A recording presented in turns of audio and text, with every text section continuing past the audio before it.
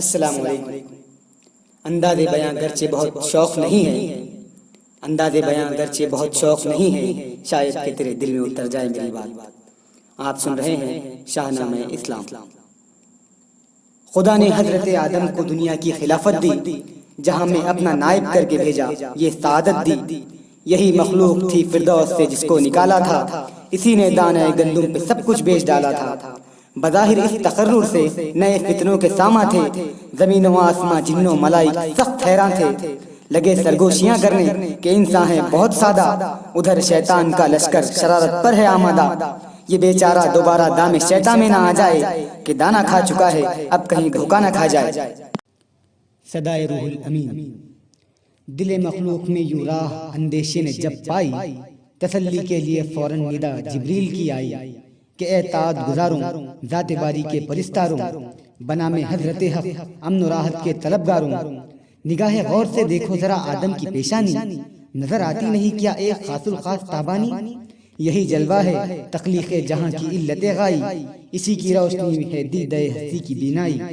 یہی جلوہ ہے پہلے جس کو سجدہ کر چکے ہو تم، اسی جلوے سے دامان بصیرت بھر چکے ہو تم۔ ہوا ابلیس اسی کے سامنے جھکنے سے انکاری، یہی تھا امتیاز آدم کا جس سے جل گیا ناری۔ اسی سے دشمنی رکھنے کی کھائی ہے قسم اس نے، عبودیت کی چادر سے نکالا ہے قدم اس نے۔ اسی کی ضد پہ اس باغی کو ہے ارمان شاہی کے، گیا ہے لے کے دنیا میں وہ منصوبے تباہی کے۔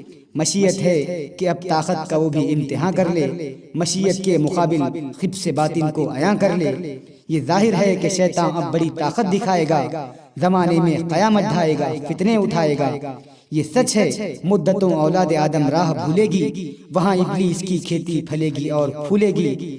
وہ دن بھی آئے گا جب آخری ایک سامنا ہوگا، حق و باطل میں گویا فیصلہ کن معرکہ ہوگا۔ مشیت ہے کہ آدم ہی کرے گا اس کو پست آخر، یہی اقبال پیشانی اسے دے گا شکست آخر۔ یہی وہ نور ہے جس سے زمانہ جگمگائے گا، یہی آدم کا رتبہ عرش آدم تک اٹھائے گا۔ ملے ابلیس سے کتنی ہی قوت اہل ظلمت کو، بجھا سکتا ہے کوئی مشعل نور ہدایت کو؟ یہ جلوہ پہ بپے دنیا کو راہ حق دکھائے گا، یہی رہبر ہر ایک گمراہ کو منزل پہ لائے گا۔ مسلسل منتقل ہوتا رہے گا نیک بندوں میں، خدا کے مرسلوں پیغمبروں میں حق پسندوں میں۔ نشان اسلام کا اللہ نے عالم میں رکھا ہے کہ نور احمدی پیشانی آدم میں رکھا ہے۔ اسی کی بندگی ہے خاکیوں کے ناز کا باعث، اسی کا عکس ہے مٹی میں ہر اعجاز کا باعث۔ مقدر ہے اسی کو آخری پیغام دی ہونا، مقدر ہے اسی کو رحمت للعالمین ہونا۔ دو عالم ہو گئے شاداں ندا جبریل کی سن کر، زمین و آسماں جن و ملائک نے جھکائے سر۔ ترانے حمد باری کے ہوئے جاری زبانوں پر، درود و نعت نغمہ بن کے گونجے آسمانوں پر۔ فرشتے شان احمد دیکھنے کو صبر کھو بیٹھے، زمین پر جھک پڑے تارے حماتن چشم ہو بیٹھے۔ افزائش نسل آدم اور ابلیس کا مکر و فریب۔ کیا تقدیس کا اظہار آدم اور حوا نے، زمین کو کر دیا گلزار آدم اور حوا نے۔ زمین نے جوت کر دنیا میں جنت کی بنا ڈالی، بڑی خوبی سے انسانی خلافت کی بنا ڈالی۔ ہوا شیطان بھی مشغول مکاری کے دھندوں میں، مگر اب آدم و حوا نہ آئے اس کے پھندوں میں۔ زمین پہ پھولنے پھلنے لگی اولاد آدم کی، لگے شوکت بڑھانے خوب آدم زاد آدم کی۔ یہ نقشہ دیکھ کر ابلیس اپنے دل میں گھبرایا، حسد بن کر دل فرزند آدم میں اتر آیا۔ لڑائی ٹھن گئی نیکی بدی کی خانہ دل میں، یہ پہلی جنگ تھی روئے زمین پہ حق و باطل میں۔ ہوا شیطان کا تابع اول نفس امارہ، کہ عورت کے لیے قابیل نے حابیل کو مارا۔ یہ پہلا واقعہ تھا قتل کا دنیا ہستی میں، جنم پایا گناہ نے اس طرح انسان کی بستی میں۔ زمین پر رفتہ رفتہ بڑھ چلی جب نسل انسان کی، حسد کا چل گیا جادو بنائی خوب شیطان کی۔ خود انسانوں کے لشکر آ گئے ابلیس کے ڈھب پر، ہوا و حرص کا افسون مسلط ہو گیا سب پر۔ بدی نے 400 کچھ اس طرح پھیلائی گمراہی، کہ آئی قبضہ ابلیس میں انسان کی شاہی۔ وبائے شرک پھیلی 400 دنیا انسان میں، نہ کوئی فرق رکھا اہرمن میں اور یزداں میں۔ اٹھایا اس طرح شیطان نے فتنہ خود ستائی کا، معاذ اللہ بندوں نے کیا دعویٰ خدائی کا۔ حسد کے لشکروں نے رون ڈالا باغ عالم کو، بزا میں خود مسخر کر لیا اولاد آدم کو۔ زمین کا بادشاہ گویا یہی مردود بن بیٹھا، کہیں شداد بن بیٹھا کہیں نمرود بن بیٹھا۔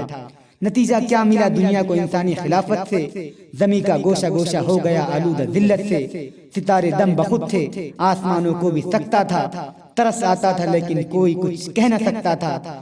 فرشتے منتظر بیٹھے تھے اس وقت معین کے کہ دیکھیں دن پھرے کس روز اس برباد گلشن کے۔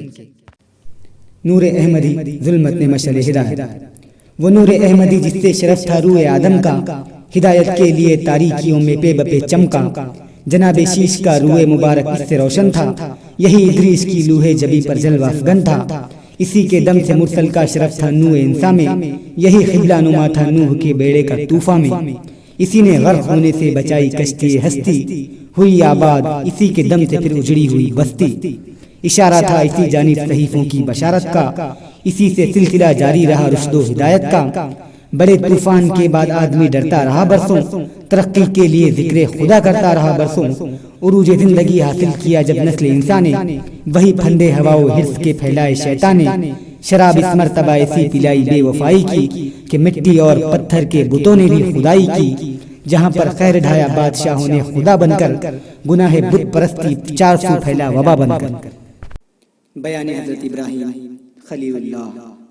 کیا نمرود نے بابل میں جب دعویٰ خدائی کا، جہاں میں عام شیوا ہو گیا جب خود ستائی کا، اندھیرا ہی اندھیرا کفر نے ہر سمت پھیلایا، تو ابراہیم کو اللہ نے مبعوث فرمایا، مٹا ڈالے بتوں کو توڑ کر اوہام مرسل نے، دیا بندوں کو پھر اللہ کا پیغام مرسل نے، کیا شیطان کو رسوا ادو جان الدین کہہ کر، کیا سینوں کو روشن لا احب الآفلین کہہ کر، مگر نمرود کو بھائی نے یہ باتیں بھلائی کی کہ مسنت چھوڑنی پڑتی تھی کافر کو خدائی کی، ہوا یہ بندہ شیطان خلیل اللہ کا دشمن، چراغ حق بجھانے کو کیا آتش کدا روشن، خلیل اللہ کو اس آگ کے انبار میں پھینکا، گلے توحید گویا تختہ گلزار میں پھینکا، بروئے کار آیا آج بھی وہ نور پیشانی، ہوئی آگ ایک پل میں کوثر و تسنیم کا پانی۔